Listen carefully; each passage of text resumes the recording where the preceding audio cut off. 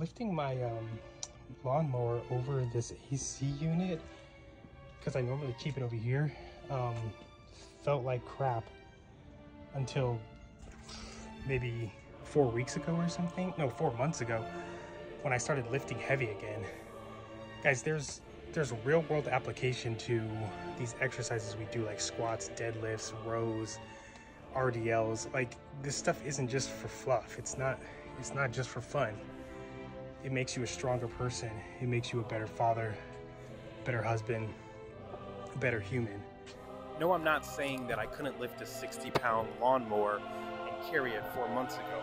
But what I am saying is that there's a noticeable difference in how light it felt after having lifted heavy for the last 4 months. Another move you can do is the Zercher squat, which will translate to something like this, where you're carrying your car seat in the crook of your arm. As